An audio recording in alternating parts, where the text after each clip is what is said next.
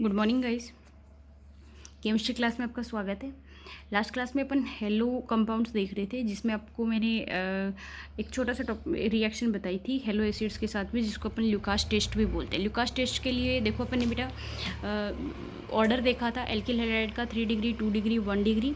इसके अलावा जो हेलो एसिड्स है उनके लिए अपन ने ऑर्डर देखा था सबसे ज़्यादा HI रिएक्टिव होता है, फिर HBr, फिर HCl, देन HF होता है। ठीक है, अब देखो इसी सीक्वेंस के अंदर अपनी नेक्स्ट रिएक्शन है।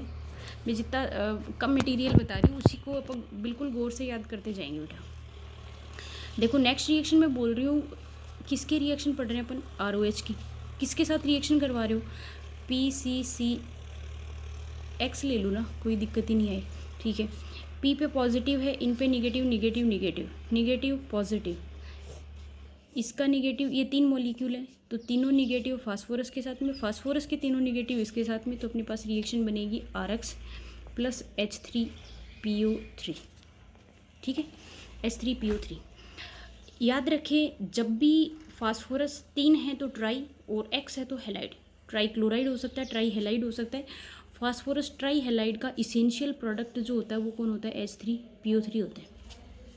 सिमिलरली अगर अपन इसको रिएक्शन करवाते PCl5 के साथ में, तो आप ऐसे लिखना है इसको PCl3 Cl और रिएक्शन करवा रहे हो किसके साथ में?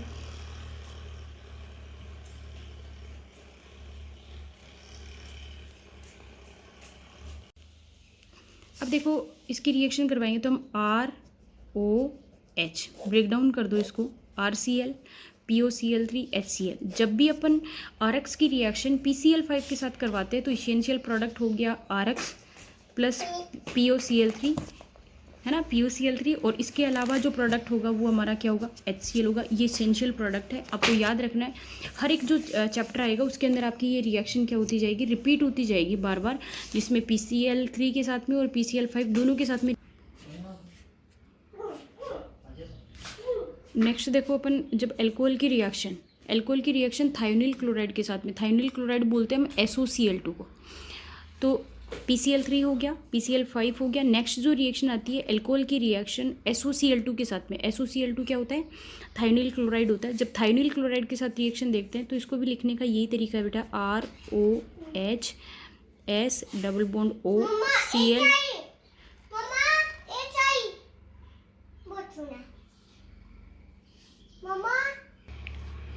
अब देखो ROH की रिएक्शन जब SOCl2 के साथ करवाते हैं थायोनिल क्लोराइड के साथ में, तो प्रोडक्ट हमारे पास बन रहा है RCl प्लस SO2 और प्लस बन रहा है HCl।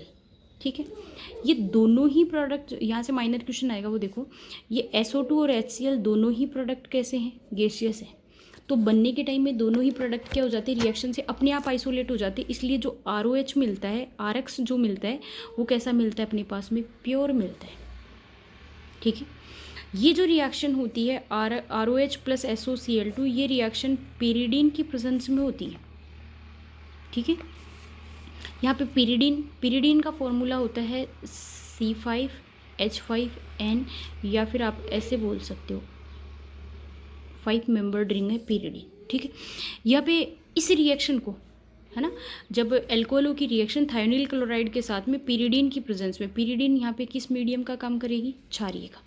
पेरिडीन के साथ करवाई जाती है तो हमारे पास RX यौगिक प्राप्त होते हैं। इस अभिक्रिया को डार्जन अभिक्रिया कहा जाता है।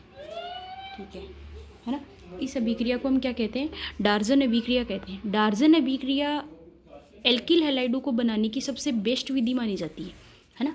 यहाँ से क्वेश्चन पूछा जाएगा कि डार्जन अभिक्रिया RX यौगिक बनाने की सर्वोत्तम विधि क्यों मानी जाती है? क्यों?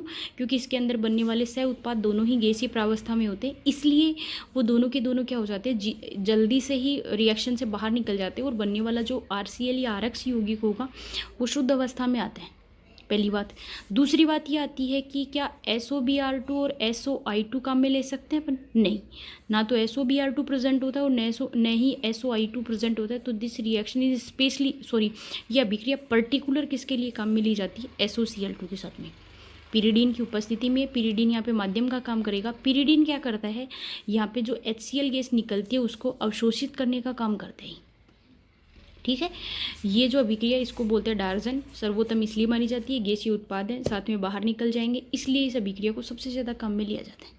ठीक है, नेक्स्ट रिएक्शन देखो बेटा, ये अगर किसी को नोट्स चाहिए तो मैं आज जो आपका व्हाट्सएप ग्रुप है उसके ऊपर मैं पीडीएफ डाल देती हूँ, उस पीडीएफ से आप लोग लिख लेना। वीडियो में आप लिख नहीं पाएंगे वो चीज़ें, पहले या तो आप एक काम करो, पीडीएफ से क्या कर लो, नोट्स प्रिपेयर कर लो, दिन में जिस टॉपिक को या जिस चैप्टर को एक्सप्लेन कर रहे हो उसको आप लिखते जाएंगे साथ में। इसमें इतना नहीं हो पा रहा है क्योंकि ये जस्ट बोर्ड की तरह ही चल रहा है, तो आप इसमें उस चीज़ को समझते जाएँ और उस पीडीएफ से उतारते जाएंगे, ठीक है। नेक्स्ट देखो, नेक्स्ट है एल्केनो के हेलोजनीकरण से।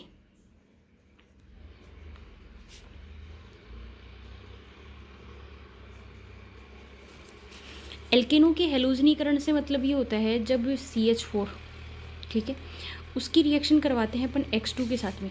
तो आपको याद है जब हमने 11th क्लास में देखा था, तो 11th क्लास में हमने ये देखा कि एल्केनो का जो हेलोजनीकरण होता है वो किस क्रियाविधि से होता है, मुक्त मूलक क्रियाविधि से होता है, जो किसकी प्रेजेंस में होगा, सनलाइट के प्रेजेंस में होगा।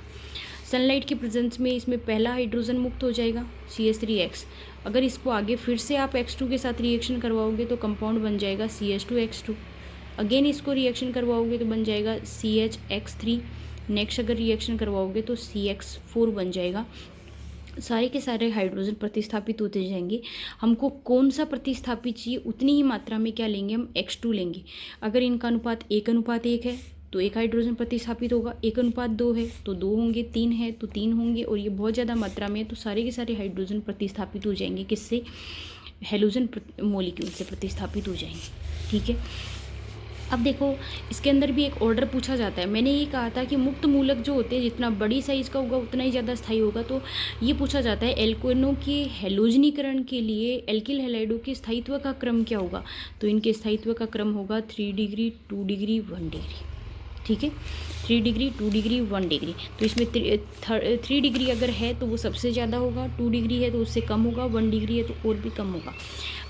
हेलोजनों का ऑर्डर पूछा है तो F2 सबसे ज़्यादा, then Cl2, then Br2, then I2। एक बार मैं रिपीट करना चाहूँगी, जो ल्यूकास टेस्ट था उसके लिए ये ऑर्डर तो बिल्कुल सेम था, लेकिन वो क्या था, HI HBr HCl, ठीक है, HI HBr HCl था। और ये जो ऑर्डर है ये ऑर्डर किसके लिए, ये मुक्त मूलक क्रियाविधि के लिए ऑर्डर है। दोनों ही ऑर्डर ध्यान रखना है, ओवरलैप मत कर लेना बेटा, ठीक है। इसके बाद में देखो आप नेक्स्ट जो रिएक्शन आती है आपकी, है ना, नेक्स्ट रिएक्शन आती है एल्कीन से।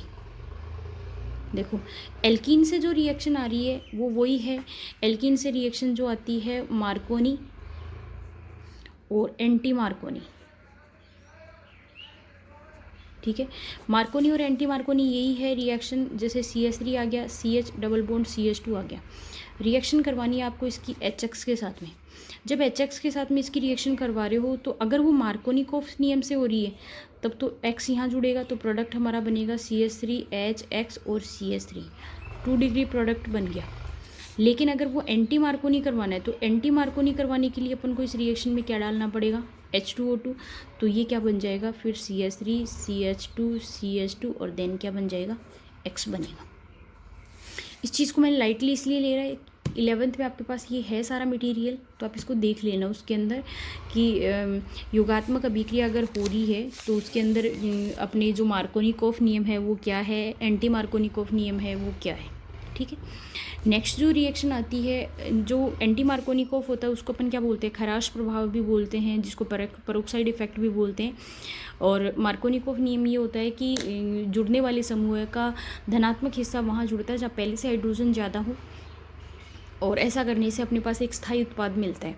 और एंटी मार्कोनिक क्या था, हाइड्रोजन या धनात्मक हिस्सा वहाँ जुड़ता है जहाँ पहले से हाइड्रोजन की संख्या कम हो। ऐसा करने से क्या होता है, कम स्थायी उत्पाद बनता है, जिसको हम परोक्साइड प्रभाव या खराश प्रभाव भी बोलते हैं। ये मुक्त मूलक क्रियाविधि से संपन्न होने वाली एक अभिक्रिया होती है। नेक्स्ट देखो, नेक्स्ट जो रिएक्शन आती है वो आप लोगों के है हुन्स-डीकर अभिक्रिया। हुन्स-डीकर अभिक्रिया में हम क्या करवाते हैं, हुन्स-डीकर अभिक्रिया में सिल्वर लवण होता है। तो सिल्वर लवण देखो, जैसे ये देखो RCOOAg, ठीक है, सिल्वर लवण है। इस RCOAg की रिएक्शन करवाते हैं हम Br2 के साथ में। किस मीडिया में, कोई भी कार्बनिक मीडिया जैसे CCl4 ले लिया, तो यहाँ से जो बनने वाला उत्पाद होता है वो बनता है RBr, प्लस बनता है CO2 प्लस बनता है AgBr। सिल्वर लवण की अभिक्रिया Br2 के साथ में अक्रिय माध्यम में या फिर अक्रिय माध्यम में या फिर कार्बनिक विलायक की उपस्थिति में करवाई जाती है तो हमारे पास क्या मिलता है, RBr मिलता है, एल्किल ब्रोमाइड मिलता है। इस अभिक्रिया को हम क्या बोलते हैं, हुंस-डीकर अभिक्रिया बोलते हैं। रिपीट कर रही हूँ, जब किसी मोनोकार्बोनिक एसिड की, है ना, सिल्वर लवण की अभिक्रिया के ऊपर अगर ब्रोमीन डालते हैं तो एल्किल ब्रोमाइड मिलता है, नॉर्मल रिएक्शन होती है। इस अभिक्रिया को अपन क्या बोलते हैं, हुंस-डीकर अभिक्रिया बोलते हैं।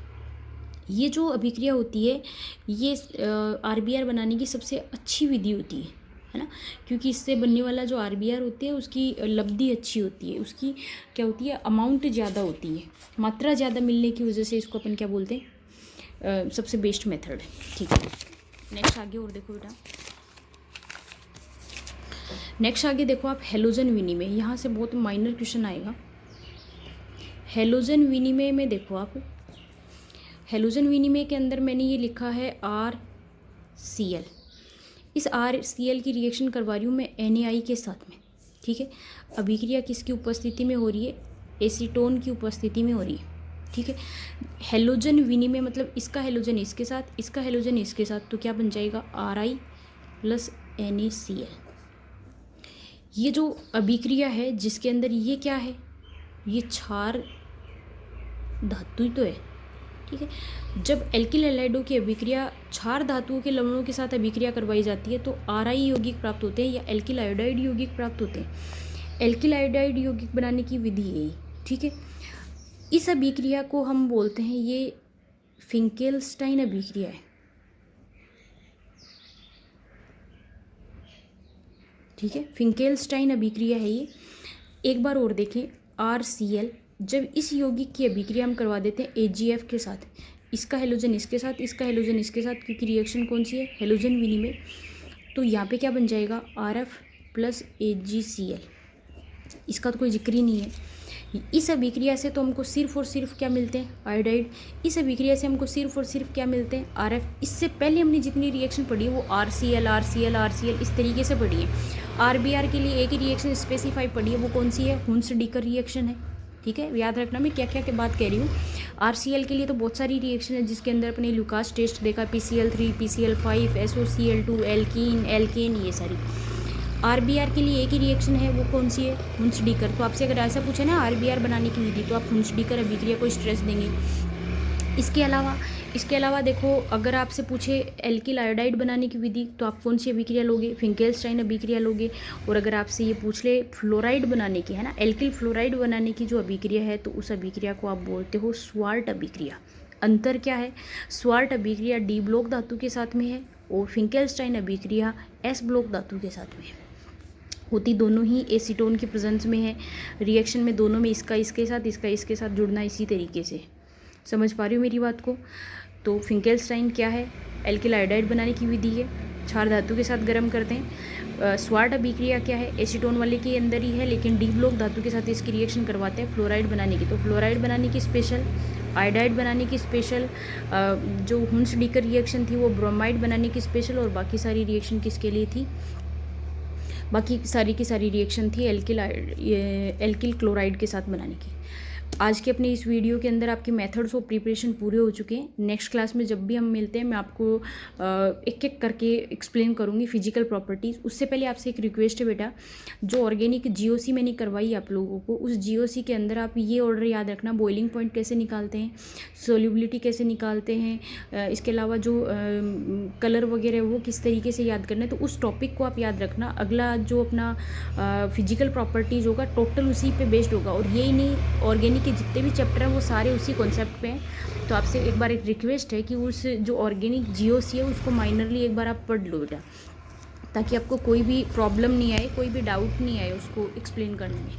थैंक्स, होप सो आप लोगों को ये समझ में नहीं आया होगा। फिर भी किसी बच्चे को कोई डाउट हो तो आप ग्रुप पे मैसेज डाल देना, मैं कोशिश करूँगी आप लोगों की प्रॉब्लम सोल्व करने की। Thanks, have a nice day बेटा।